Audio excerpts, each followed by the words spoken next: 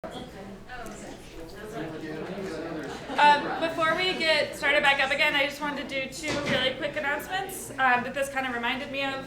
So one is, and I'll share these resources in your follow-up email, but we do have, the Master Gardeners took on a project a couple of years ago where they were researching home tomato grafting techniques to figure out what was kind of the most approachable for the average home gardener with maybe no experience. We did a whole research trial where we compared different techniques, and then we grew them out in the garden to show that they actually did outperform non-grafted tomatoes in kind of a typical home garden setting.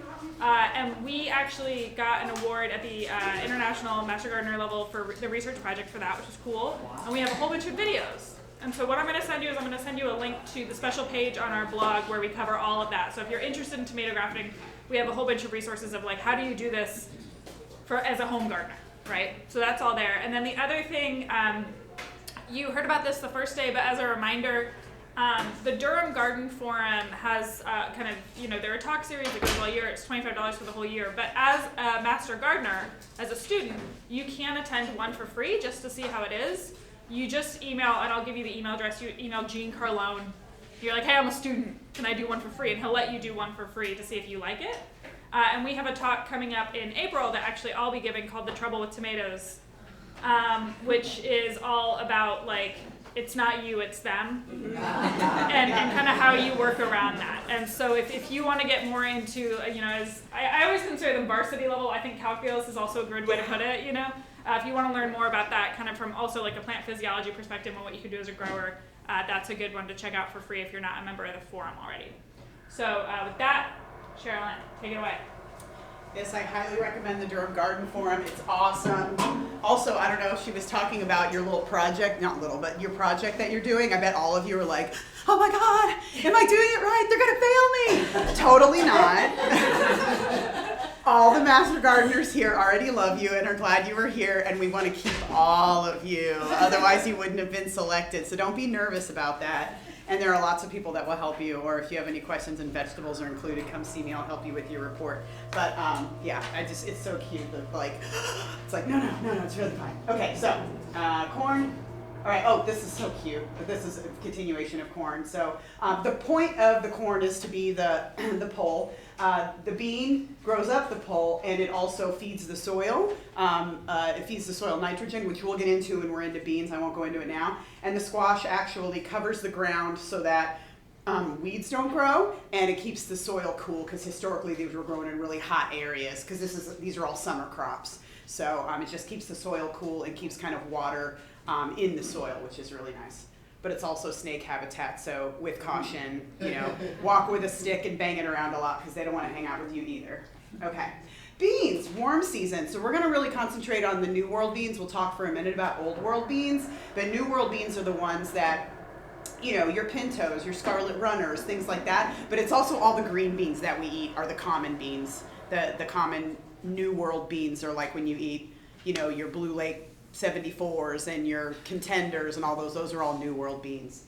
And you're eating the vegetative part of the plant, and you're also eating the seeds. And if you wanted to save these seeds, you just let them bulge in there and split and dry, and you can save them. They're very easy to save seeds for the next season on those. Okay. Beans contain amino acids that grains do not contain. And we're going to move over to the board really quick because somebody just asked me about amino acids in potatoes. Okay, so amino acids are the building blocks to protein. Okay, they make up all the structural proteins in your body. They also are all the enzymes that do the 6 billion chemical reactions in your body that happen every single second to keep you alive. So they are the chemicals and the chemist. Okay, we won't go into that. Again, it could be a 3-hour talk. It could be a whole semester, let's be real. Okay, so there are 22 known amino acids in the world. 20 of them exist in us, okay? And so these guys in purple are all non-essential amino acids. Your liver can make them in anything, okay? Your liver, take care of your liver. It is like the headquarters of metabolism and all kinds of other things to your body, okay? Liver is like one of the most precious things you have, besides your heart and your brain. Okay, so these are all your essential amino acids. Essential means your body cannot create them on your own. So when you'll see this on like a package of Cheerios or other cereals, say it has all 8 essential amino acids. That means that it has all of these proteins, and when you have all of these, this is considered a complete protein. Anything that's from an animal is a complete protein. Meat, milk, eggs, anything that's from an animal is going to have all of these, okay? And that means if your liver has all of these, they'll also have these too, like just in food. But if you're short on this one, it can make it from these. These are the ingredients that it needs to make these, okay? So, long ago, for those of you, I'm dating myself, when I was a child, have you ever heard of like Sally Struthers, and she was on TV like, for just the cost of a cup of coffee a day, you can save these children. And she sounded like that. And she, because she was talking about the starvation happening specifically in Ethiopia in the 80s, okay? And that you saw these pictures of these like tiny children with these little skinny legs and little skinny arms and big, big bellies. And I was a little kid and I was like, why are they feeding why are the fat babies starving? They weren't fat. I was a little kid, I didn't understand it. That's called kwashiorkor. It's that you have so little protein in your blood that it doesn't have the mass of protein to pull water with it, and water gets trapped in your abdominal cavity. And that happens from just eating grain, or just, it's not in beans, not in grain. It's eating all of these that are available in grain, because what we would do, the more developed nations, richer nations, would drop from helicopters big pallets of grain, primarily corn, and people would come and get it, cook it into porridge, and feed it to their children. Well, it was lacking this guy, and because of that, you couldn't make the albumin proteins that are in your blood that actually are heavy enough to draw water with it, and it would get trapped. It's called ascites, when it's trapped in your abdominal cavity. So it's all just like swelling of water, okay? We figured that out, and now we drop from helicopters large pallets of fluffernut, or plumpernut, is another name for it, and it's this little packets you cut and you just eat it. It's almost like eating peanut butter in a way, and it's a complete protein. So you don't see kwashiorkor anymore because aid organizations figured out, oh, whoops, we didn't give them all the essential amino acids that they needed. So that's why beans are particularly important. So you can be totally healthy on a vegan diet. You have to supplement with B12 because B12 comes from animals. But pretty much everything else, as long as you eat a bean and a grain together, you get a complete protein as if you are eating meat. There's other grains that have this, like quinoa, soybeans, chia, flax. They are all also complete amino acids. Complete proteins that have all the essential amino acids that you need, or anything from an animal. Just so you know what that means, potatoes have all these, so your body can make all these, okay? Just so you know, that's why people could survive on potatoes. Okay, moving on. All right, so that's why when I said that pulses and grains were where people, when they could develop both of those things, of course they were following animals a lot of the time and eating meat and milk. That's what they were migrating and trying to chase down animals to eat, not only to use for food but also for tools. They were able to settle in an area because they usually ended up finding a bean and a grain. And so you think of beans and a corn tortilla, peanut butter and wheat bread, beans and rice, all of these things together, those things create, like if you're very poor and you can't afford meat, you can absolutely survive and be perfectly healthy in that. So, okay, that's my little talk about that. All right, so beans, common to Mesoamerica. These are kind of the bigger, beefier beans that we know, all the pintos and the cranberry beans and those ones that you get in bulk. So they arrived in Europe in the 16th century, 40 years after Columbus. So he did not find these. Don't exactly know who brought them over. It was probably a Portuguese or a Spanish trader for sure, because they were great at using ships. Columbus noted on his visit to current day Cuba, they have cowpeas and broad beans more diverse than ours because, back in the old world they had like fava beans and lentils and things like that, but these kinds of beans were completely different and they hadn't seen anything like them before. And then lima beans have two centers of domestication in South America that were parallel to one another. This happens with other crops. It happened with chilies, it happened with tomatoes, where people got a hold of it, they developed their own and domesticated their own, and then they kind of traded them afterwards. Old world beans, these are really beautiful. If you've never grown fava beans, they're super gorgeous. Even if you just grow them for the plants, they're beautiful. They grow about this tall, they put off gorgeous flowers, super, super easy to grow. Old world beans have been cultivated for thousands of years, because if you were a hunter-gatherer, those are some of the things that you could pick pretty easily. If they were green, you could munch on them and carry them with you. And also they were little storage pockets that you could take with you and cook later on as you were moving around following animals to butcher, or following like warmer temperatures as you were moving from place to place. So fava or broad beans are ancient. A native ancestor can't be found because they've spread across for so long that they've just been around for so long. There's no place that they can find a concentration of like high genetic diversity to know that that was probably where it came from. Lentils are native to the Fertile Crescent, Fertile Crescent is northern Africa to modern day Egypt, completely native to that area. Cowpeas are native to Africa, soybeans to China, and they all arrived in the Americas all at different times, depending on the different kind of conquests that were going on at the time.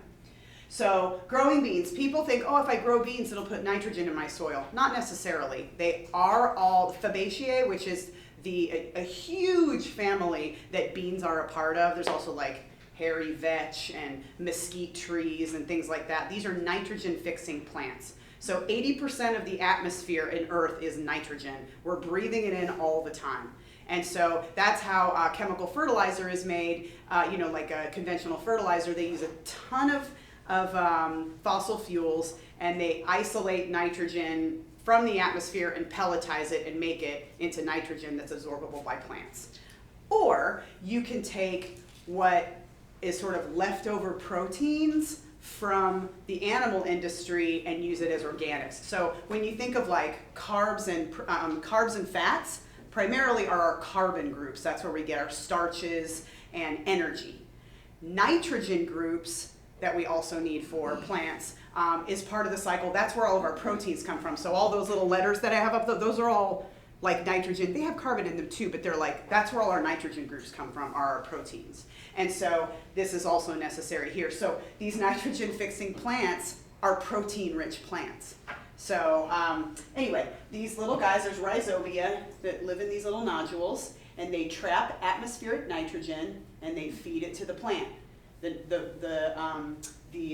bean plant. And then this is actually a picture of hairy vetch. And then this plant uses the power of the sun to capture water and carbon dioxide and make carbohydrates. And not only does it build its little body, but it also feeds some sugars to the rhizobia. So it's a symbiotic relationship. Okay, so that's what these little nodules are that you see right here. That's their kind of little clubhouse they're hanging out in and doing all the stuff they need to do. That's their little symbiotic relationship. So now if you wanted, now that this is like a super nitrogen rich plant, and you don't feed nitrogen to these plants because they have their own, you chop these up, you harvest what you want, and you let the residue die on the surface of the soil, and that's how it's nitrogen rich and feeds the soil. If you rip it out and you don't put it in your compost pile and get rid of it, you haven't really done much for the soil nitrogen wise. So that's the circle of nitrogen life. Okay, peas also has rhizobia, nitrogen fixing, bean and pea family. So earliest old world cultivated vegetable that we know of.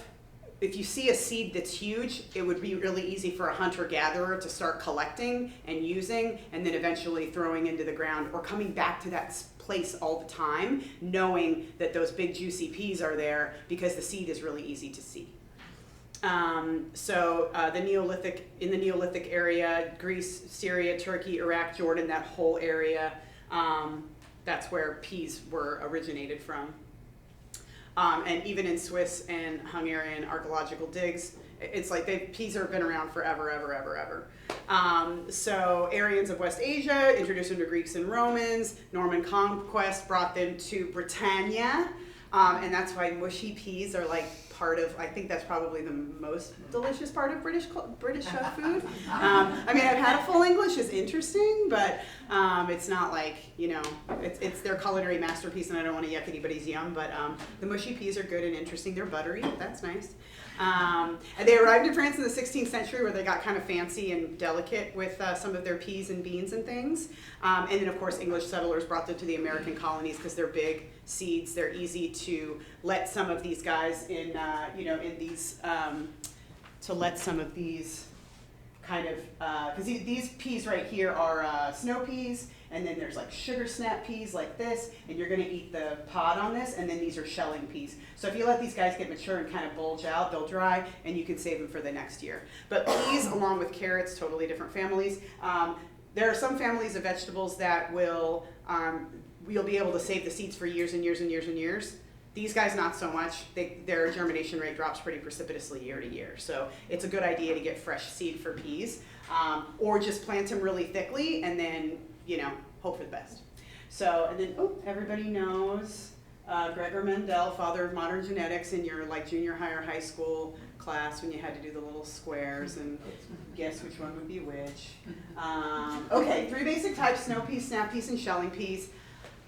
With the space it takes up, I like snow peas and snap peas just because you can eat the whole thing. You get more of a mass of food for the same amount of space. But that's just me. They are frost tolerant. Right now is about when you would start putting them in because they grow up. They're really such a pretty color green. They're great in vertical spaces. If you've got something growing, like if you have a little bed or you just want to amend something, just throw in some compost and dig it up a little bit right next to a chain link fence. They'll grow, super low maintenance. You don't really need to feed them. Just make sure that the soil is well drained and amended with compost, and you're good. So you can do them in the fall, but you can do them in the spring. That's when you usually see them, but some people in our garden, like Peter, will grow them in the fall as well. And it's interesting in the fall when everything's died back, like in the summer when you look across and you can't see more than 5 feet in front of you because everything's 12 feet tall because of the tomatoes. And then everything dies back, we call it crashing and burning, and everybody starts to put their kind of smaller plants in. It's interesting to see Peter's bed at Briggs will just be like this wall of beautiful peas. So you could actually grow them as well in November. You started in October, Peter? August. You start yours in August? Okay. It's still pretty hot. We have weird weather now. So, but yeah, you can grow them and they go for a really long time depending on, there's times we're sweating in November here, so you just never really know. They die back in the heat, so you're gonna plant beans and basil and all the warm crops when these guys are dying back. And they prefer a trellis. There are some varieties that you can grow that don't need to be staked, but the ones that are trellis, they have these sweet little tendrils. You don't have to tie them up. They got a mind of their own. If you put them near something tall, they'll grow up then by themselves. You need to harvest them daily for best results. It's the same thing with okra. The plant's job is to put off seeds for its next generation. So if you leave a bunch of them on there, just like okra, you leave them on there, the plant, anthropomorphizing, of course, is okay, did my job, got my job done, I'm good for that, and it won't really produce as much anymore. So if you tear those off immediately, it'll signal that the plant needs to make more seeds. So if you're, harvesting those is really important to inspire it to, or whatever you call it, motivate it. I don't know, look, I'm anthropomorphizing, I'm sure there's some term for it, it'll want to make more seeds. And they're nitrogen fixers, so don't feed them a lot. Another nitrogen fixer, peanuts. So this is one of those ones that if you're looking for food security, this is a great one to grow. You kind of need a lot of space for it, but this is a very protein-rich, and it's a protein-rich and starch-rich plant. And so it's pretty beneficial if you have some space and you want to generate some good calories, not just micronutrients like your vitamins and minerals and phytonutrients and things like that, all the pigments of plants like lycopene and anthocyanins and all that, those are important. But if you want calories, this is a great one. So cultivated by South American indigenous communities for 3,000 years. They're super easy to grow and they're so nutritious and full of calories. They're really full of fats and protein. So of course they're very easily adopted. So they're in pre-Columbian Peruvian mummy bundles. As you know, there's a lot of cultures that like to send plants and things. This is probably a little seed bank they sent with this mummy to the afterworld, and there were peanuts with him. And then we migrated into Brazil, pre-European contact, and peanuts ended up spreading into Mexico once there was some European contact. And then, of course, sailors brought them to Europe and West Africa. They were really easily taken up by sub-Saharan Africans, and they called them nguba, which was anglicized to goober. So, there's a candy bar still called a goober, and people, called them goobers, but that's where that came from. And so they arrived in the American South with enslaved Africans, and many people on the Middle Passage, this was their only source of food, were the nuts. So it's interesting that they were brought here. I mean, they were grown here, brought here, and then came back from West Africa in the international trade of enslaved Africans. It sort of did this kind of circular motion. Not usually consumed by whites in the American colonies to begin with. They really use them for animal feed because they are so rich in protein and fat. You can fatten up an animal pretty quickly on them, especially pigs. Pigs love them. And then during the Civil War, when lots of people were poor, and then during Reconstruction and things of that nature, when the South was very, very poor, ball games and circuses, people would roast peanuts out in front of the games, and then they were able to sell them, so they became very popular, which is why things like boiled peanuts, there'd be roasted or boiled peanuts. Boiled peanuts are very popular in the South. If you grew up in the South, or if you grew up anywhere else, you probably never heard of boiled peanuts. I never heard of them until I moved here. They're great though. Like, I love them. I pulled over on the side of the road when we were traveling for them. I'm like, boiled peanuts, what is that? Totally loved them the first time I tried them. Highly recommend it if you haven't had them before. But this is just not common throughout the rest of the world, or at least the rest of the United States. And NCSU has a renowned peanut lab.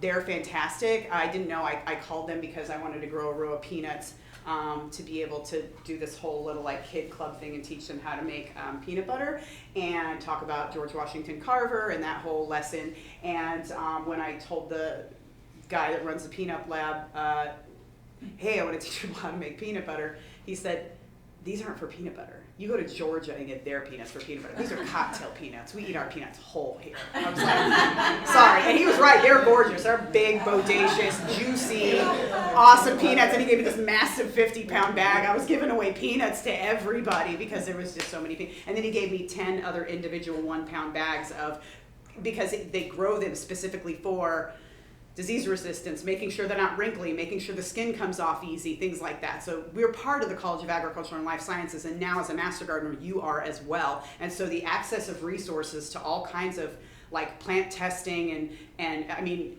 just the tomato trials alone at Briggs will blow your mind, and there's a big tomato tasting here in June and July. You gotta come to it, it's awesome. We have a little tomato party. Anyway, you'll be part of all of that, and it's because NC State, we do like grow out trials for them, and we also can access, they have a sweet potato lab that gives us sweet potato slips every year that are developed, and these beautiful sweet potatoes that are not available to the market yet, and we get access to them first to try them out. So it's very special and kind of cool. We love George Washington Carver. So people think that this lovely gentleman, that he invented peanut butter. He did not. What he was most famous for is his whole push was to get farmers, either people who were sharecroppers or owned their own land, what have you, to because so much land was depleted from cotton farming that he taught people how to cycle crops, to be able to do crop rotation. So specifically in the case of peanuts and sweet potatoes. Those are the two things that grow very easily. They're pretty low maintenance in the summertime. You get a lot of calories off of them, and they give the land a break and feed the soil, especially in the case of peanuts, to replace depleted soils from growing cotton on it all the time. And so his most famous publication was How to Grow the Peanut and 105 Ways of Preparing It for Human Consumption. So he came up with like peanut milk, peanut powder, all kinds of additions for like paint and, not really plastics, but stuff that you kind of could use. He was before even the time of Bakelite. Plastics didn't exist yet. But, that sort of how to use this in industry outside of foodstuffs, and that was George Washington Carver, and that's what made him super famous. Yes. Also, like some of the earliest extension demonstrations, like are modeled after what George Washington Carver did, where he would like help really get this information out into the community in a way that like people were just not doing at the time, and he it's really cool. Super cool. Yeah. And agricultural research farms, because that's the thing too, is like, they had some, but he really, really pushed for this, specifically for people who had small land holdings and were trying to replenish soil after, but especially for previously enslaved Africans. That's what he did. So very cool. Okay, so growing peanuts. If you've never done this, this is super cool. We can't do it at schools anymore because they're peanut-free environments, but oh my gosh, these are awesome. These and sweet potatoes are great for summer gardens if you're ever working with a school for a summer garden, because you don't really need to water them. They crowd out everything else. You put them in when the kids leave school and you harvest them when they come back. they're super low maintenance, but we only do sweet potatoes now because peanut-free environments, or most schools are peanut-free environments. But anyway, they like loose sandy soils, but you can break up our clay soils by putting stuff in it. You keep the soil moist, and you stop watering it 2 weeks before harvest so that they can kind of dry out a little bit. You don't want to pull those roots out of the ground and have clods of dirt on them because they end up getting all over the peanuts. So these sweet little plants grow. They're super cute. They are very cute little prostate plants, and they put out these beautiful. They look like pea flowers because they're related. They're peanuts. They're not real nuts. They're peas. And they put out this sweet little flower, yellow flower. It gets pollinated, and then it falls off, and there's a peg that drives itself underground, and the peanut develops underground. So that's why they call this a ground nut. Yeah. So really cool. Grow them in your garden. Really fun. Cheralyn, I have a question on that. Yeah. Sorry. I'm just curious if you have any historical context or agricultural context or anything for why peanut allergies have become It's aflatoxin usually is what people are allergic to, is the aflatoxin, which is a fungus that grows on things. And I don't have a lot of history, but I do know, because every year I teach how to make your own baby food for the Welcome Baby program at the back. So I always read the World Health Organization recommendations, current research on introducing foods to babies and complementary feedings, you know, from the time of 6 months old. It's like breast milk or formula up till 6 months exclusively, and then you start introducing foods. They want you introducing peanuts pretty early on, and common allergens. There are, 8 or 9 common allergens here, and there's 14 in Europe that they consider in Europe. And so introduce them, and then you give them a little bit, and you stand there and wait, and just like watch them for like a whole day and see how they do. And then the more you introduce the peanuts early on, or wheat, or eggs, or cow's milk, like those things, the less likely that your child is going to develop anaphylaxis, especially if they're going to school in a peanut-free environment. Sometimes kids don't get to try it until they're like teenagers or something, and they can possibly have a real problem. So, but I think that's part of why the rates have gone up historically, like over the last couple decades, is because our guidance was like, once we discovered how prevalent peanut allergies could be, the guidance was to basically not give kids peanuts until they were older, and you actually need that early exposure multiple times in a concerted way to like. It's all about how your immune system basically starts to distinguish self from non-self. mm-hmm. And when they're not exposed to these common allergens, they just, Yeah, so we had higher rates for a while because. absolutely, yeah. And so now they're starting to reduce ever so slightly because people are introducing more frequently. But nutritional information, when you hear stuff like that, it dies hard. Like, people still think low-fat diets are the way to go, and it's like, that was because of the 90s, and then we replaced all the fat with sugar, and it's this whole, and that like bacon is bad, and butter is bad, and it sticks depending on what your developmental generation that you're in. Cucurbits, super fun, love this. Also some of the oldest cultivated crops in the world because big seeds, you can see them, and these come out once a year, whereas like a carrot seed is tiny, and you only see a seed every couple of years. This guy, you see that big thing on the ground, and if you're hunting and gathering and you come by this like gourd on the ground, you're gonna break it open, or go like, ooh, that would be interesting to break open and dry and like carry water in, or so gourds and stuff are vessels. So cucumbers, gourds, pumpkins, squashes, soft squashes, melons of all different kinds are in this. So, of course, New World, as we know, because of the Three Sisters, right? Native to Mesoamerica, there's 5 main species. We won't go into that. And we talked about being the oldest crop. Introduced to Spain and Italy because they are southern, and so they have the longer summers where they can grow these crops pretty. Sweden, it's going to be a little harder there, even though their days are super long summer days. It's not as warm, and these really do love warm temperatures. Oh, by the way, I grow squash, not really in my own garden because there's just too many pests and I'm not on top of my garden all the time. I'm a busy gardener, so I just like, good luck. I put stuff out there and then I just go out and harvest pretty much the whole summer long because I have to be outside for my work. I'm not going to be like, ooh, now that I'm sweating and dying outside and eaten by bugs, let me go out in my own yard. I really just go out there to harvest once a week. My favorite vegetable is when I pollinate all of the squash at Briggs, because you hand pollinate all the female flowers and then you harvest all the male flowers, and the male flowers are Florida calabaza, which is squash flowers, and they are the most delicious, most fleeting summer vegetable you'll ever have. And so if you want to harvest a bunch, come see me on a Friday at Briggs in the middle of the summer, and I will have you pollinate all the squash and take all the male flowers. So it's so good. I go home and eat them right away. Oh my gosh. They'll never be as good, because even if you get them in the grocery store, they're in packaging, they're not happy, they're cold, but when you pick them and then you go home and like saute them, oh, so good. Okay, so 1620s, English colonists were gifted pumpkins by the Wampanoag.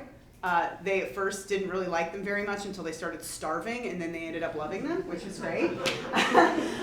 Summer squash are summer because you eat them when they're soft, and that's when you can eat the seeds. If you wanted to save the seeds for these, you let them get hard, and then the seeds are hard, and you can save them, and you can actually eat them like winter squash.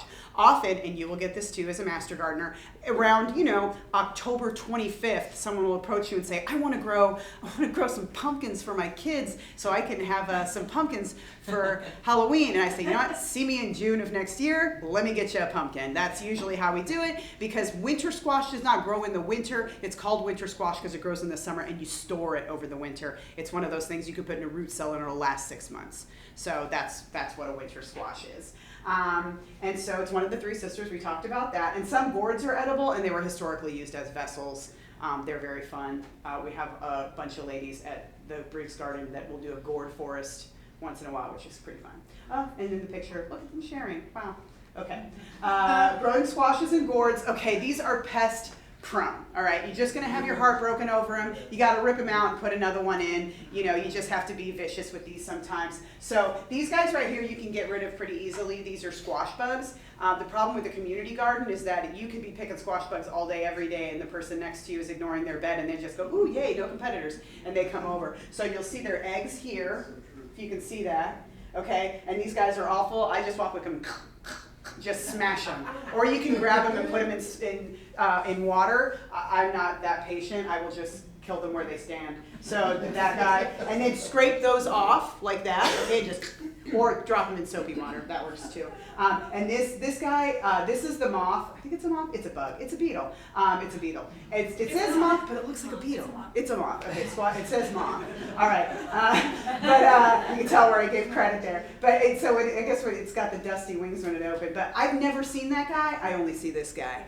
And so that's a squash vine borer. You'll have this beautiful growing squash, and then all of a sudden you come out and it's just dead overnight. So what you do is, there's some things you can do to prevent this. Not really prevent it, just try to mitigate it, like wrapping it in foil, the little stem. Or what I do is I go out there, and if I see that there's an entry point, and I will take a very sharp knife, and the cellulose fibers of a stem all go parallel with one another, and I'll take a super sharp knife and stab it in a few places so that I'm not cutting it off. I'm just stabbing in there so I can kill that guy. Because it's very, very upsetting. It's very upsetting. Okay, so summer squashes take about 3 square feet. Some of the bigger squashes, like if you don't have a lot of bed space, but say you've got like kind of a lawn or something, grow it in the corner and let it grow out the side if you're growing any of the big gourds, But then for the summer squashes, you need to give them 3 square feet because they're not vines. They're more like, I don't even know the growth habit. It's not a shrub. It's not a vine. It's a central thing with a bunch of leaves that come out of it. But you need 3 square feet. And anybody who's read by Mel Bartholomew, The Square Foot Gardening Method, please come see me. That works here in the fall and the spring, but don't try to do it in the summer. If you live in California, you can get away with it in the summer if you stake everything up, like crazy, and you can grow everything super close together, but it will not work here, okay? It just won't. Everything will be small, it'll be sick with blight because it's too close together, you get very little stuff, and everything just dies, and then your heart will be broken, and you won't want to garden. So come talk to me first, so we can prevent your tears, but when I see a brand new gardener, and I walk by, and I see those, they've taken lines, and they put them, I'm like, you can keep those for September, when you put your kale in. But no, you can't do that in the summertime. And I have to stop them because if their plants get sick, they typhoid Mary everybody else in the garden. And so I have to be kind of strict about it. All right, cucumbers. Ooh, these are fun. So cucumbers, they used to take them in Egypt, stab a hole in the top and give them a stir, and then bury them and make liquor out of it. Not really liquor, but like a little beer, like a fermented drink. So that was fun. They've been cultivated in India for over 3,000 years, spread all across the world.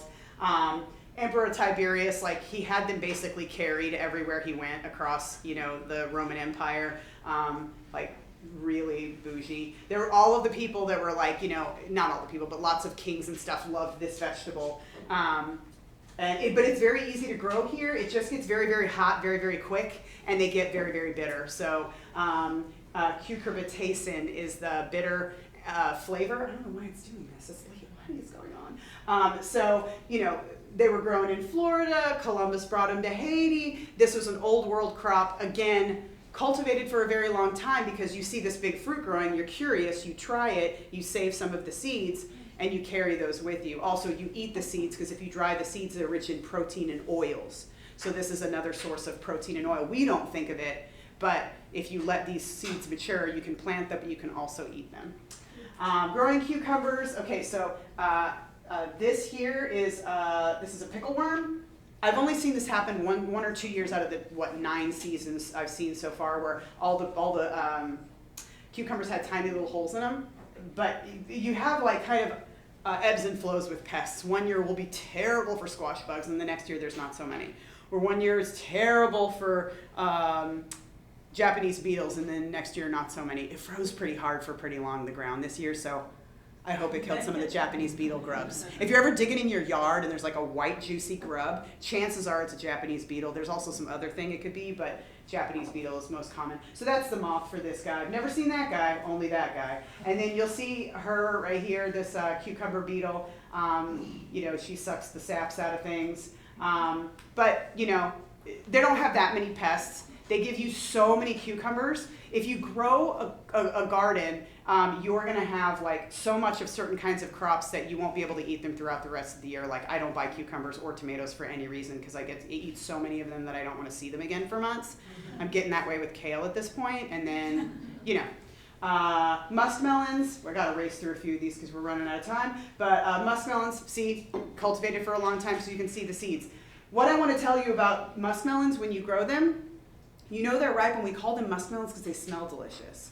So if you buy them in the grocery store, bring them home, wash them, and leave them on your countertop, okay? Because then when they smell delicious and they smell like a honeydew or a melon, because they're climacteric, they gas ethylene gas. Just like when you take a unripe avocado and you throw it in a bag with a banana, those are both tropical and they're climacteric and they gas each other with ethylene gas and they make each other ripe, okay?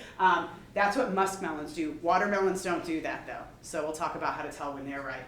They travel around the world. We're gonna skip through this because we gotta get through some stuff. Okay, watermelons, Citrullus linatus, Old World. These are native to Africa. And in fact, if you go to African grocery stores or African sections of international grocery stores, you will see for sale, watermelon seeds are a big part of certain cultures and cuisines in Africa. So that is actually the most nutritious part of the plant, are the seeds. So we've bred them out, like we bred a triploid and made sure that we can get seedless watermelons. If you ever want to know how to see if a watermelon is ripe, you'll know if you're growing it in your garden because the tendril closest to the part where the vine will start to die back. Because when that watermelon is fully ripe, the plant is like, okay, I'm done with you, and then it starts to kind of pull itself away from it. So also, and in a community garden, we grow just sugar babies, and we put like a little hammock on them. Let me see if I can, no. Yep, see that guy right there? Hammock.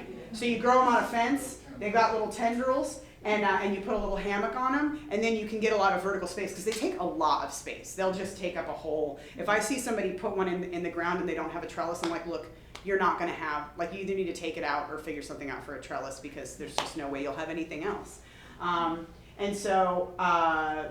So yeah, you want to grow them in a little hammock, and then you can get the most out of them.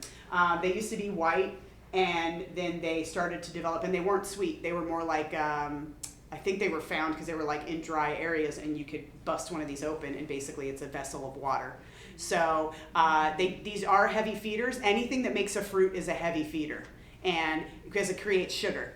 And so it needs a lot of light to create the sugar, and it also needs a lot of water because you know, it's that. Can you imagine, like, if you've gone to the fair and they have those massive pumpkins that are like the size of a Honda, and they have like they take like 5 gallons of water a day per, like you have to keep like just water, and you're feeding it, and you grow it on a pallet so you can get it out of the field. They do this with watermelons too. Anyway, these are very thirsty. Feed them a lot, water them a lot, and then a couple weeks before you harvest them, don't water them as much because it'll concentrate their sugar.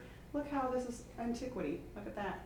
But you can tell they developed the red gene way before they ended up in Europe, because they were harvesting them to be sweet. So they need a lot of space. We do the melon hammocks. I know a lot of the stuff that I'm talking about is from an urban perspective with very little space, which is where a lot of us live. But if you have a lot more space, let me know. Okra. So this is the only one in the mallow family. This, you can tell it's in the hibiscus family because look at that flower. So this is basically the fruit to a hibiscus. Okay, and then there's also like, if you've ever had red zinger tea, there's a red hibiscus also called, what's the name? Roselle. Roselle, thank you very much. Roselle, but it is also looks exactly like this okra, but then when this dies back, it's the calyx, this part that holds on to the flower petals, is the part that you harvest, and it does make a sweet little fruit. So our flower girls in the back over there who are gonna manage our flowers and our herbs, who you will meet at the cookout, that hopefully you'll be coming to in wherever date will tell you what that is. I should know it. We're going to be planting those so you can actually harvest and dry those upcoming. Okay, so native to Africa, Congo, Angola, Eritrea, and Ethiopia, all these regions are in argument over where it's truly from, but it's such an old crop you don't really know because it's been moved across for so long. It's called ngombo in Bantu languages, and it's anglicized to gumbo. The like mucilaginous stuff on the inside thickens stews, and so this is gumbo. That's that dish that they made, but it almost always has okra in it. Moved across by the Moors. Spread to Europe in the 14th century, and then enslaved Africans between the 16th and 17th century. Women would braid these seeds into their hair for, basically prayers for prosperity wherever they were going. So it's like heartbreaking, but also like very beautiful. Believing in the Middle Passage for their future sovereignty on land. The mucilaginous center, that soluble fiber on the inside, that gooey fiber, it's kind of like the inside of like a aloe vera plant, is insoluble fiber that feeds your gut flora and lowers your blood cholesterol. So it's really good for you. It grows huge. It's like a Christmas tree, okay? So if you are gonna do it, make sure that you don't create a north-facing shadow on the rest of your garden. We sell baby bubbas and some other varieties that only get 4 feet tall, and they put off a ton of fruit. So if you want some, you can come to us. Or we also, I think, give away seeds for some dwarf varieties as well. Scarify the seeds. You either boil them and soak them overnight or file them a little bit, and then they'll sprout. It handles drought really well, but just like we talked about with the peas, you got to harvest them every day to make sure that they maintain production. So we're going to speed it up because you have 15 minutes. Sweet potatoes, new world. You can eat the leaves and you can eat the tubers, which is great. Huge genetic diversity. So fantastic. These are not yams. That is an African yam. Okay, different, delicious, amazing, totally different cooking technique. If you want to get into that, we can in a cooking class one day. Cultivated forever in Central and South America. Grown in Polynesia before European contact. So the Polynesians were amazing traveling across, thousands of miles of ocean, not knowing what was in front of them. Like, Hawaiians didn't just show up, didn't just like sprout from the earth. They got there from somewhere else. All of these like super isolated islands. And there are certain super isolated islands that were already growing sweet potatoes, and so there's all kinds of arguments as to how they ended up getting there. But basically outrigger canoes, because again, it's a storage vessel, so you can put it on a boat and then very easily grow it. English settlers brought them to colonies. Native American tribes were growing them already, which showed that there would have been trade from Central America moving up over time. The leaves can be eaten with the tuber, and greens in the summer are very rare. So being able to eat greens, this is a great sauteable green. North Carolina State has a sweet potato lab. I told you about that before. So awesome. North Carolina is the largest exporter. I think it's Beauregard and Covington. I think Covington is like the #1. Those orange ones, if you're in California, you see a Covington potato, most likely came from here. And then, like we talked about before, this lovely George Washington Carver was a major proponent of sweet potatoes. Okay, so this is an old world. This APACA is, they're biblical. It's celery, parsley, dill, fennel, carrots, parsnips, that whole family, celeriac. All of these, and we're going to fly through these pretty quick. Wild ancestors, probably from Persia. The Persians really were like, that's right up here, like the Middle East. We call it Middle East because of the European perspective. There's Orientus, Occidentus, there's like Occidental, Oriental. That's where that word came from, is east facing. So they call it the Middle East, but Persia, the Persian Empire, they really got a hold of these and, really the whole family really created diversity in it. So carrots used to be like yellow and purple. They developed orange ones over time. Most of this family was primarily used for their seeds, like medicinally for their seeds, not really the root. They developed bigger roots over time, but really it was, they were eventually developed for vegetables, but usually they use the seeds and the greens for medicinals and funerary rites and things like that over time. Parsnips, the one thing that you gotta know about parsnips, super easy to grow. They're a little bit hard to sprout, but this was primarily where in Europe they got sweet things. Like, except for honey and fruit in the summer, parsnips, you look at all kinds of old recipes, old European recipes, and they cooked down parsnips because parsnips were sweeter than even carrots at the time. So that was where you got sweetness. Parsnip has since kind of fallen out of favor. You have to go to like Whole Foods to get it. Or a specialty grocery. But these grew really well in poor soils and were actually sweet during the time when the days were short, and these would stay good in a root cellar for a year. So this was a source of sweetness for people. So the seeds, the settlers carried them. Oh, this whole family is also pretty much, not every one, but almost all of them are biennials. So they grow 1 year, they die back, and all of their energy and sugars goes down into the roots, hence parsnips and carrots as a storage taproot. And then they come back the second year, and the root is really no good to eat at that point because they're kind of woody and gross, and then they'll put off seeds that second year. And that's when you can save the seeds. So, okay. Okay, look at that beautiful celery. Oh, so nice. That's celeriac, which is like an enlarged stem or celery root, and it's sweet and really like starchy, and it's something that is used a lot in France in cooking. But they used to mainly just be leaves. They really started to select and develop the stalks, and so this is, but this was also used in funerary rites. So people didn't tend to want to grow this. This and parsley both were used in funerals. They would decorate with it and put it on caskets and things in England, and so people really associated this plant with death, unfortunately. But it's also a big part of mirepoix, which is French cooking, which is 2 parts onion, 1 part celery, 1 part carrot. Boop, boop, but then remove it, because we're running out of time. Parsley. I like the flat leaf variety because to me it tastes better, it's easier to grow, but you could do the curly ones. Native to Mediterranean rocky land, it just grows wild and is used for seeds. This was all medicinal. The British had a lot of ideas about it because it came from the Mediterranean, and British were proper or thought they were better than everybody. So fried parsley brings a man to his saddle and a woman to her grave. If a woman of childbearing age plants parsley, should be pregnant before it germinates. If you plant too much parsley near your house, you'll only birth girls. That must have happened because my mom had 4 girls and 2 boys.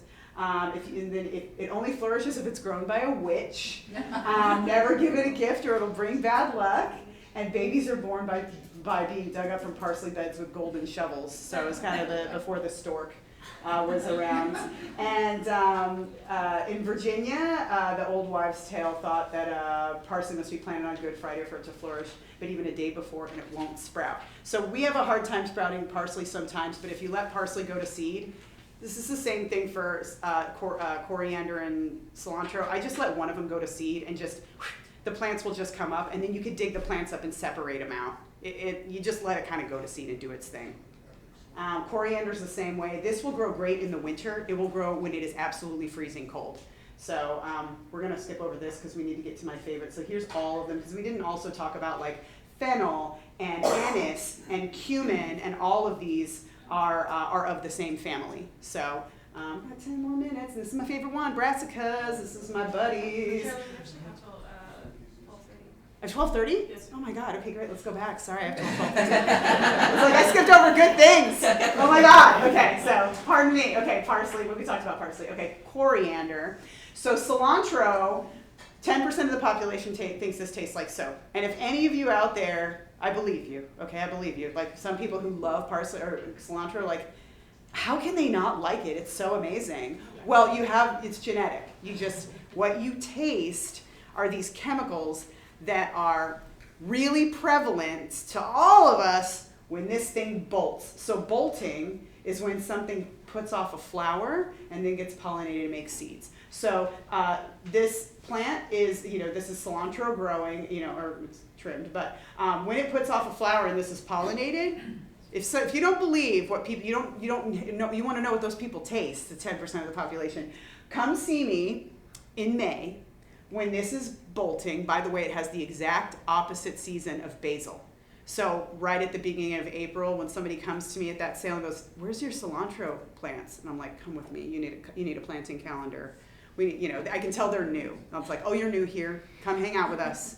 I give them one of these planting calendars, which you guys can all have. This is our Piedmont planting calendar that we developed so that it's really easy. You can just look at the date and go, "Oh, this is what I can plant." It's very easy to understand.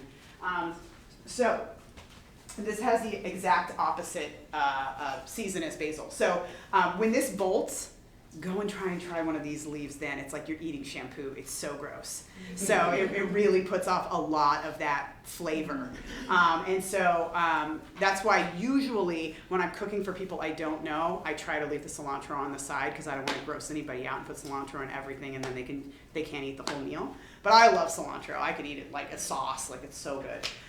Coriander is the spice. So when something is leafy, we tend to call it an herb. When it's a seed that you can grind into a powder, or a bark, or something that's not the vegetative part of a plant, we tend to call it the spice. Yeah, so spices and herbs. Okay. Oh, women are more likely to hate cilantro than men.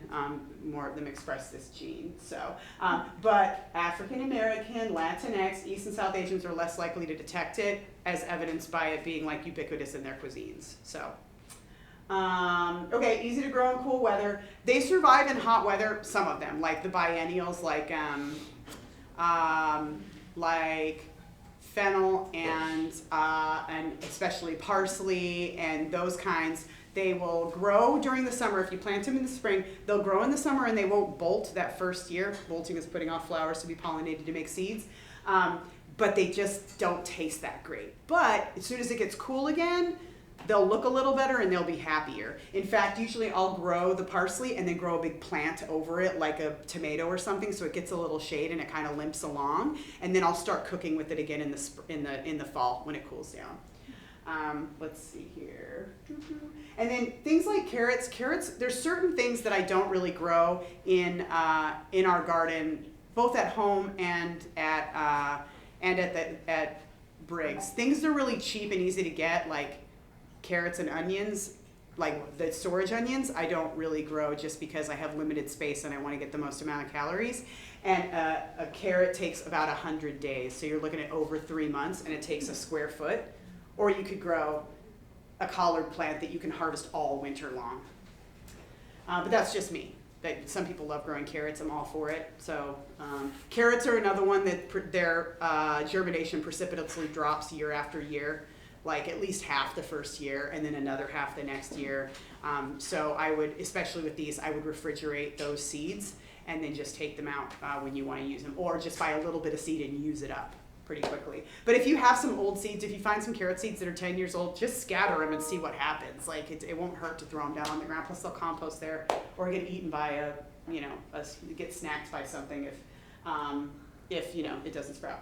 So, all right, brassicas are my fave, okay? So I always talk about brassicas, like if you could compare, like if you look at your garden like a high school, and it's like, this like, it's like a bunch of different cliques, and tomatoes are like the narcissistic pretty girl that's mean to everybody, and she has to have it just her way, and it's like, I don't like it here. There's nobody good here. It's hot here. Like, my hair is messed up. She's like that.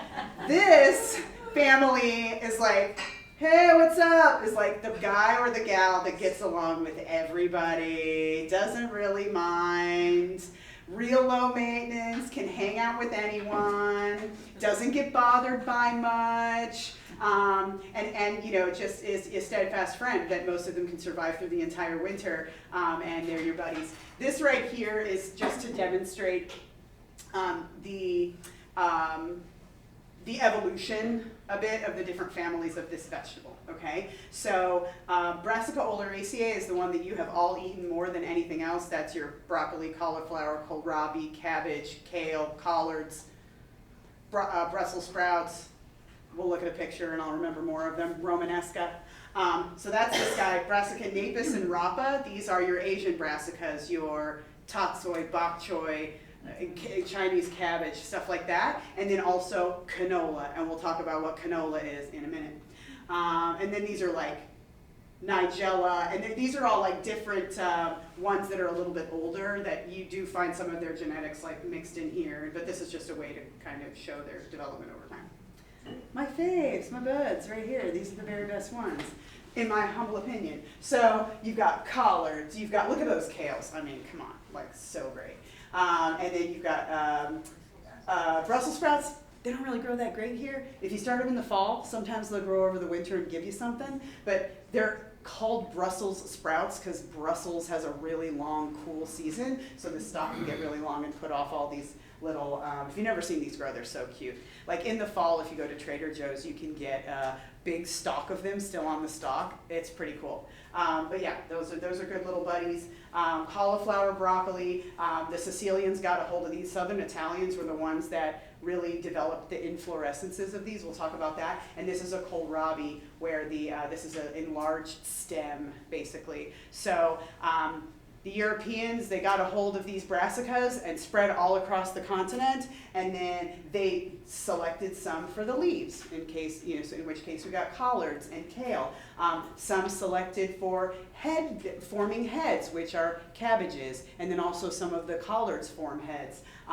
The inflorescences, these are flower buds, cauliflower, broccoli, and this is Romanesca.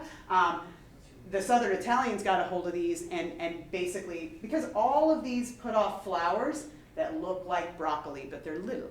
These are flower buds. If you let these keep going and you don't harvest them, they all open up into these 4-petaled yellow flowers. All of these do, and all of the other brassicas do too. You can tell a family that a plant is in based on its flowers. It will look similar to the other flowers, generally speaking, in that family. If you're curious about this, look at the book Botany in a Day. It's in your library and ours, the FCS library. You can check it out. It's very cool. Anyway, so these guys, it was really the Southern Italians and Sicilians that made this happen, where they selected for bigger and bigger and bigger inflorescences. So this is how you can have, this is the same species, but they're different varieties of the exact same species.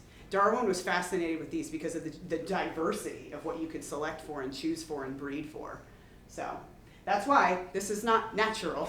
It's natural because I guess we're also natural, humans are natural, and we did this, we selected for this. Okay, so intrigued researchers for centuries because, oh my gosh, like you could just develop these over time. And model organism, you know, for natural selection, absolutely. So this may have started in the Horn of Africa with this collard, but it has spread so far, because here's the Horn of Africa, and Northern Africa is practically Europe. I mean, this is just a hop, skip, and a jump. It's like you swim real hard from Morocco and you're in Spain pretty much. So this all of these, this area really became, you know, it's an old world crop because it's over here, you know, east of the Atlantic, and then easily spread all the way through Europe. So, so yeah, that genetic diversity. So migrated to the Mediterranean basin, Greek and Latin, you know, a Latin literature was talking about it, Greek literature was talking about it. Spread within on the periphery of the Roman Empire, because with those Silk Roads, the Roman Empire was, you know, a lot of places. Ooh, no, yep.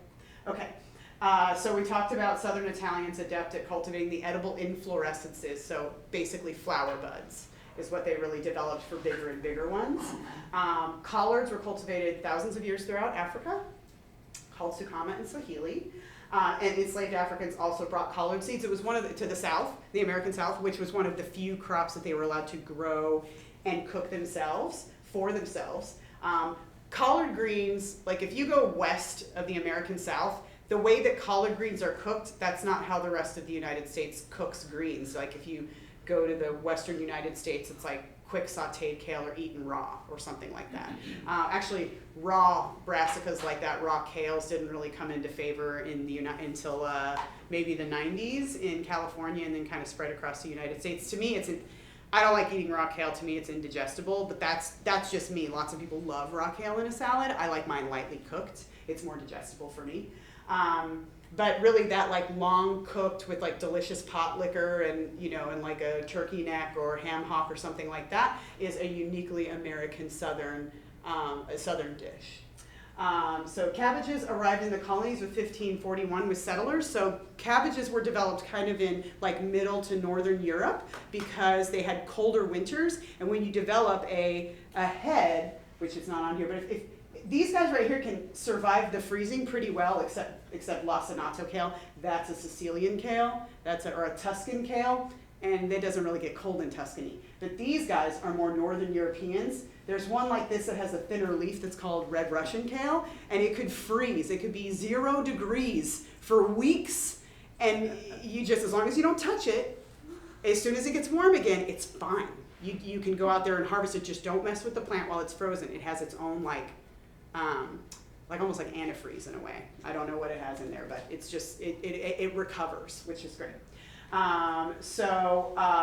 In sort of like mid-northern Europe, they developed these head-forming types, and you can take a head of cabbage, throw it in a root cellar, and it's good for months. And you go down there, and the outside of it's kind of dry and terrible looking. You peel those off, and you have a perfectly good head of cabbage.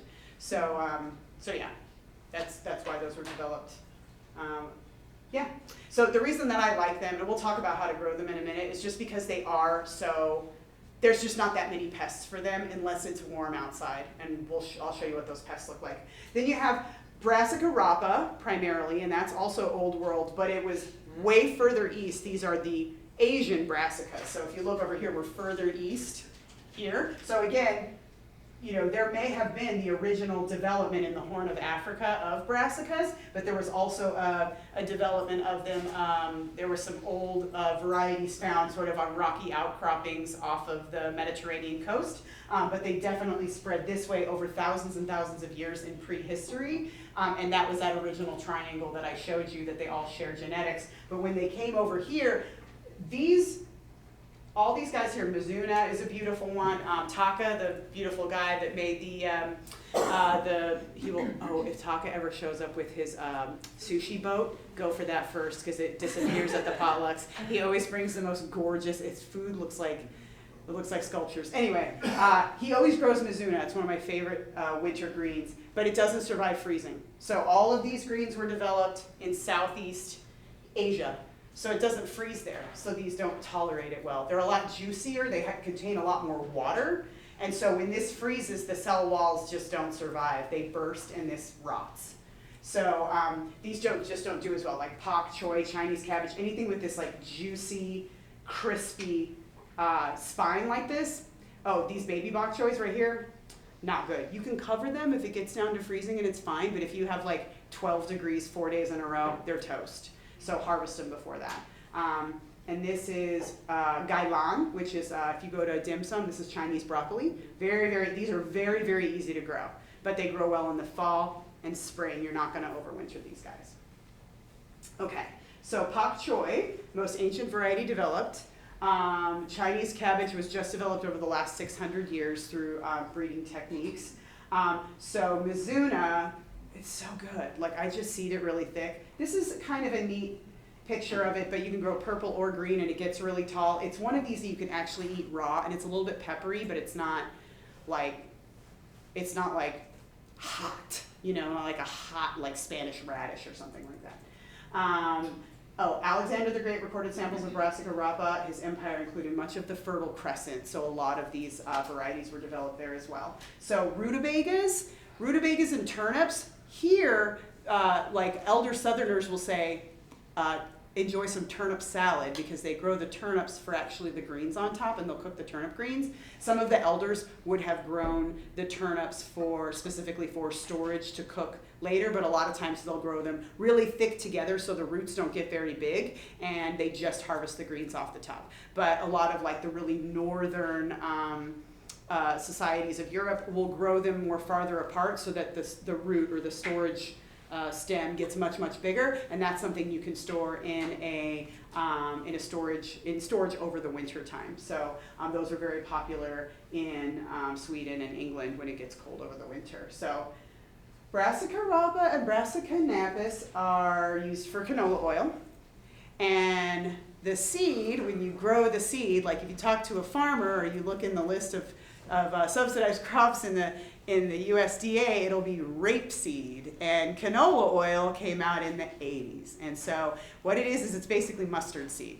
But if you squeeze a mustard seed, you get a pungent, it's sort of like taking a whole seed mustard. If you've ever eaten like German mustard or brown mustard, it's got that pungent bite, just like a radish does, because they're in the same family. And it was the 80s and 90s, and like no self-respecting woman is going to buy rape oil for cooking for her family. Nobody would. That's a terrible name. And so it is mainly grown in Canada. It still is now. That's a huge place where, which is why it's a problem if we end up in a trade dispute with them, because we get a lot of our canola from them. So canola meaning Canadian oil. So that's where canola oil comes from.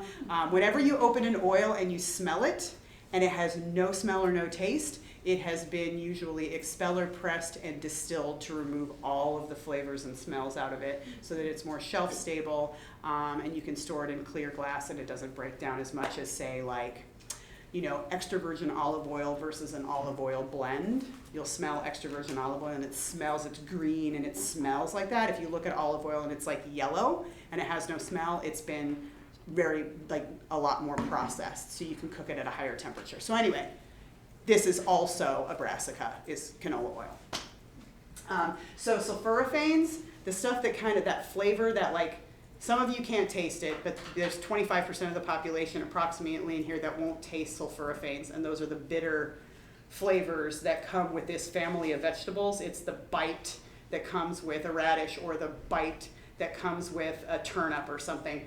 There's 25% of you that it will be so bitter you won't even like to eat these. And I think Ronald Reagan was probably a taster because he said, "I'm the president of the United States and I refuse to eat broccoli," because everyone was trying to feed it to him. I guess he had George Bush. No, it was George Bush. I thought it was Ronald Reagan.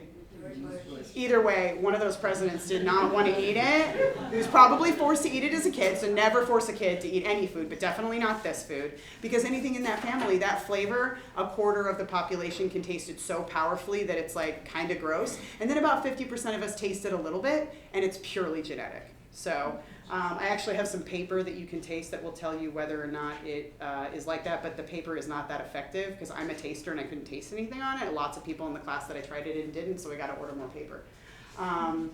Let's see. Okay, growing brassicas. Okay, so we call this a cabbage looper here in the South, but it's actually a cabbage white. And these you'll see oh, it's so pretty. And it's like the end of the summer and you've put in your broccolis and cauliflowers. And you'll see these flying around all over. Or you have your kales that have gone through the Persephone period in the wintertime. And then you'll see this first warm day, these guys come out and start flying around. You're like, oh, look how pretty. Crush every one of them. Catch them. Catch them on purpose. Because then this little guy comes in and they call it a cabbage looper. And for this moth too, that's technically the cabbage looper. Because they get on a cabbage and they loop through the cabbage, and then the cabbage will rot. You have to peel off all you can eat it right away and it'll be fine, but if you wanted to store the cabbage, you're out of luck because your whole cabbage will rot, and that could really put your family at risk if you had to just grow what was on your farm, eat what was on your farm for the winter time. So get him. And we use a lot of organic stuff to get rid of that guy, but they're not cute. But there's just not very many diseases that affect these plants, which is great. So that's why I really like them, because if you grow them in cool weather, they're delicious, they're sweet. It's why Southerners say ooh, as soon as there's a frost, people ask me for the collards from Briggs, ooh, there was a frost when I hand it to them, because they're always sweeter. Because once there's a frost, these guys aren't around anymore, and there's no reason for the plant to make those spicy sulforaphanes in such high amounts, because they don't have to fight off these kinds of bugs. Because plants can't get up and walk away when something is chewing on them, and so they create chemicals to make themselves less palatable to the things that are trying to chew on them, or they create pheromones to attract the thing that will eat the thing that's eating them. So it's kind of cool. There's lots of plants that do this. They'll, you know, if there's like a beetle that's going to consume the worm or the beetle that's sucking on me now, some plants can create like, you know, pheromones that mimic the smell of like the pheromones for another beetle to like call it over, and then rather than it finding the beetle that it wants to mate with, it'll find this other beetle or snack that it's going to eat. So it's pretty amazing. You can read a lot of books about it. Plants are kind of amazing chemical engineers. Okay, I skipped lettuce because I didn't think we'd have enough time, but lettuce is really great, super easy to grow. The reason we call them Roman lettuce or romaine is because that was actually developed during the Roman Empire in that area around Rome, Italy. But that is a very old world crop. It is not very frost tolerant, of course, because it's full and juicy. Lettuce is very easy to grow. It's full of nutrients. It does not have a lot of calories, however. But so if you're going to grow lettuces, I recommend growing weird kinds that you can't get in the grocery store. And it's also nice because it's hard to keep food fresh in your refrigerator. I teach a class that's like hour, 2 hour long class on how to keep food in your fridge for weeks and weeks past. There's a way that you can clean it and store it that like you can keep lettuce good for like 3 weeks in your fridge, and herbs and things like that. But it's really nice to be able to just go out, and if the lettuce is living there, you don't cut the whole head of lettuce off. You just break off the lettuce you're going to use, and the lettuce keeps growing. So you don't waste that money if you want to be healthy and eat salads. I think Americans, they throw away about 30% of what they bring home, but I think there's a lot of aspirational purchasing of vegetables. Mm-hmm. They think like, oh, I'm gonna get healthy, I'm gonna buy this box of salad, that's it, I'm losing 10 pounds, I'm gonna fit into this dress, and then they buy it, they get busy, and it rots, and it's a heartbreaker. So there's ways that you can keep that nice, or you can just grow like some lettuce in a pot, and it's very, very super easy to grow. Onions and garlic are cool season, and these are also pretty easy to grow. When it comes to like garlic, I love growing garlic because it's easy, and it does take a long time though. So you can kind of grow it in the back. You put it in the fall, and you bury a little clove. This is a head. Each one of the individuals is a clove. You bury a clove, about 1 inch to 2 inches under the ground with the little like kind of scab part towards the ground, and it will sprout. And after about 9 months, because you grow it through the winter, all the way into the summer, and then when the greens die back, it's time to harvest it. So if you have space and you want to experiment with it, you can kind of put it off at the back and loosen up some soil, throw it in there, and then you can harvest it in the summertime, which is really nice. But it does take a very long time, and because of that, and I like to keep production high all the time, the only thing I really grow, and also these storage onions are cheap. They're the cheapest vegetable besides like bananas or something, a fruit. It's a pretty cheap vegetable, even with inflation. Yes? I have a question on garlic. Mm-hmm. Is there really a science towards like you clip the garlic thing, like you shave it after that there are a few inches? Have you heard of that? No. You mean like the actual bulb or the... No. You put it in the ground, maybe a month or two later, it's about tall, and then you go ahead and you shave it off. I just let it do its thing. I wouldn't shave it off. The reason being is that if you have leaves are your solar panels that are trapping light and taking carbon dioxide and water and creating starch. And if I cut those off, I've taken that ability of the plant away, and you want those scapes to be, or leaves to be big, because then when they die back, this is the storage vessel for them, and they pull those nutrients down into their storage vessel, and that's what gives you these bodacious, juicy ones. But I don't know. Maybe there's some point of that. I've never heard of it. Maybe it's because I heard of that. Maybe it was because of like a pest they were trying to avoid. I'd have to see kind of what the recommendation was before I'd say don't do that. But if it's purely for growing, I'd love to see where. I heard it is for growing. That For way, growing? it's focused on developing the bulb on the ground instead of. Right. It's not like you're shaving it all the way. You just shave the very top. Find it and send it to me, and then I'll see kind of what you know, because just from hearing it, I'm like, no, I wouldn't want to take any of the leaves away, but there may be a reason that, you know, I'd love to see the logic on it for sure. So, you know, I wouldn't just because you want as many of those like solar panels there as much as possible, but it could be for a different reason, so send that to me and I'll check it out. Is it just the scapes? If it's like hard neck garlic, is it talking about removing the scapes? I don't know. Because those take energy? I have no idea. And they're also Yeah. tasty. Yeah, those are delish. And those, yeah, usually in the spring, people will pull those up for spring garlic. But yeah, so I love growing garlic because it's weird. The guy that actually, one of the guys in the Sweet Potato Lab is a garlic and a chili nerd, so he usually brings us garlic to try in the fall, which is really fun. But these are the ones I grow all the time because these are perpetual onions. If you grow these, you stick them in the ground or you seed them and they come up, and I don't remove this part. I just come out and I trim it off at the ground and just take the top, and then this continues to grow. Like you've seen, I'm sure lots of people saw this during COVID when people were trying to grow vegetables like in water in their house. And so they would trim these off and then like have them grow back in a jar of water. You could just stick them in the ground. Like you could, when you trim these off at home, you can stick them in the ground and they'll grow. But I just, that's how I grow them. And then once a year, I dig them all up, pull them apart, separate them, cut them about that long, stick them back in the ground, and they continue to grow. Some of them will put off seeds, but I just have a whole corner of perpetual onions, and I never buy green onions. I just always have them in my yard. So I just only have to deal with them like once a year. Do you do that at a particular time of the year? Usually fall, but my husband tried to help me in the summer, and I was like, weed this area, and he ripped up all the onions, and I'm like, thank you, I'll take care of that, just put those all over here. It's like, I was just grateful, but he has plant blindness, and I'm like, I got it. Did you smell the onions? Did you? But he didn't understand. You can never assume. And so I said, just put those over here. And so I ended up replanting them in the summer, and they're doing fine. Some of them died back because it was summer. But usually in the fall, and they put off seeds in the summer too, so I'll resprinkle those.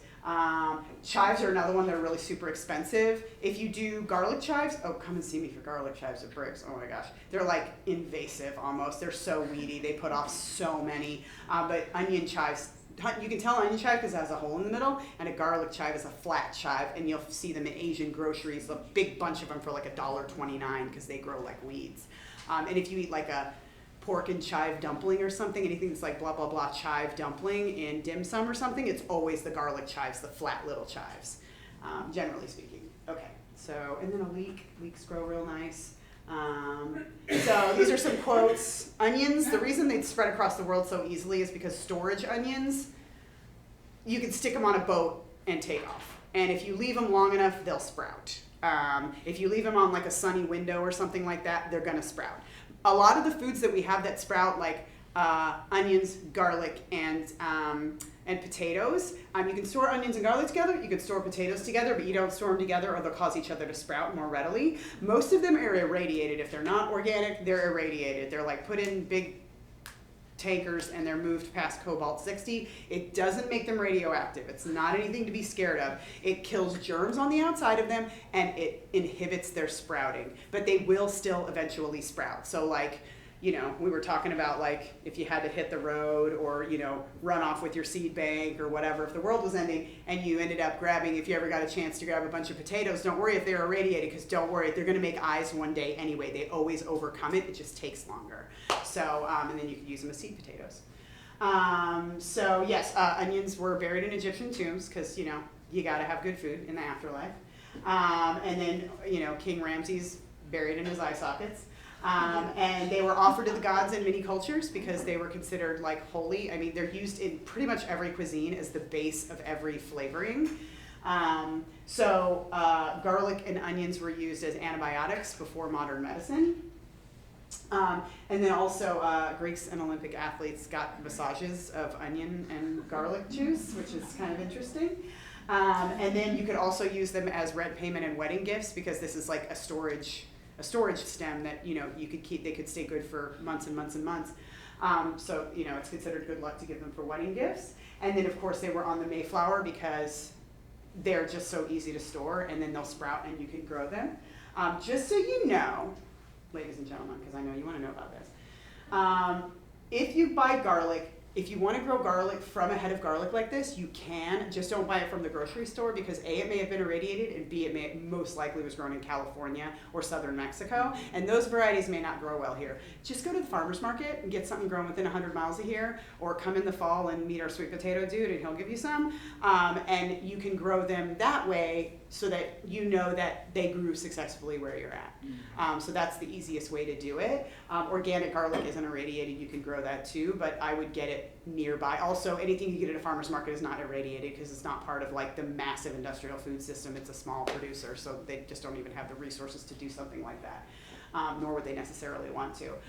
But if you get garlic and this is gone, like this is just shaved off and it's like a little nubbins and it comes from China, I would avoid it because, now, if you're hungry and it's available, you eat it. I'm not saying don't eat it. It's not bad for you. It's bad for the people that gave it to you. So there's a whole group of people in China named the Uyghurs, and they are a group that, you know, China wants to be all communist and all kind of more homogenous, and so any cultures, they're a Muslim culture, and they're basically like taken into slavery, and they process a lot of garlic for the worldwide export market for China. So if you pick up garlic and it doesn't have that little nubbins of roots right there, there's a lot of slavery attached to it. But just as a note, food takes a lot of work. It's a lot of hard work. That's why I recommend that people try to grow it for themselves, because it empowers you to like have responsibility for keeping yourself alive. It teaches you a skill that you can give to your kids.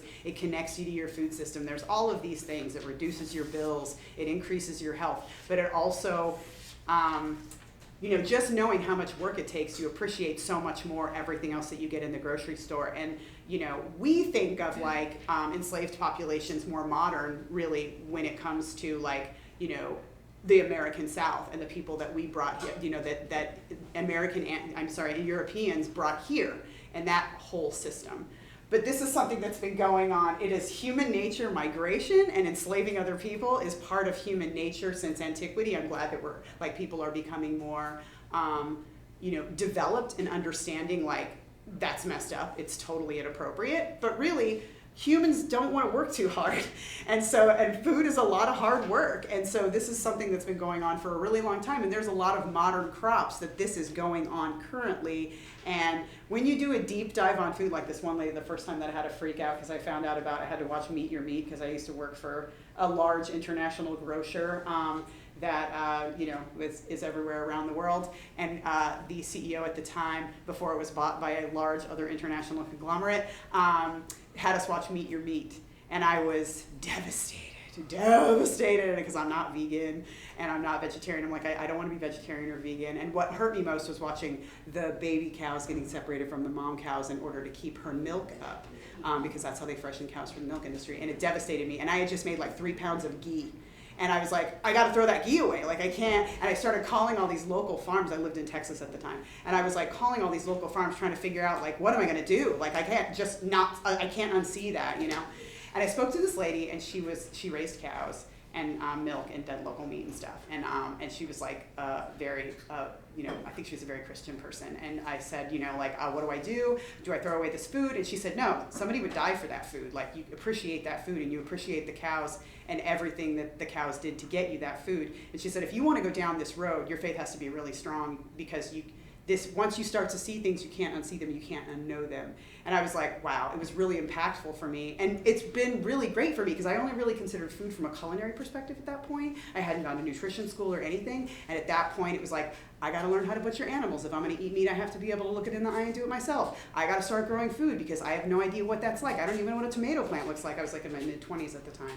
And so it was just this whole journey for me of like just learning as much as I possibly could. And it's not that that's you or that's what you want to do, but there are some things sometimes where I bring it up and it sounds flippant, like, yeah, there's slavery all over in chocolate, and there's the Uyghurs and they're being subjugated for garlic. It isn't a funny thing. It's like but it is true. There's a lot of like real truth of like human pain and suffering in food, because it's a lot of work, but we all eat 3 times a day. So that's why I try to inspire people as much as possible to grow some of your own food, even if it's just like a little thing and you grow like 1 head of lettuce to pick off of or something like that. It really does truly make you really aware of like the life force that is created that you absorb so that you also stay alive. So that's what I'll leave you with. I'm your resident food nerd. I'm not going anywhere. I welcome you all to Extension as class of 2025. Thank you so much for listening to my food nerdiness for the last 3 hours. And yeah, and so I have my cards up here. I also have a little calendar for you, and we'll be out at Briggs. I encourage you to come and tour Briggs because it's a gorgeous and beautiful place. We'll be sending out like a little thing to find out people's dietary restrictions because we cater to pretty much all of them. And yeah, so I'm up here if you have any questions. Thank you very much for coming. Thank you.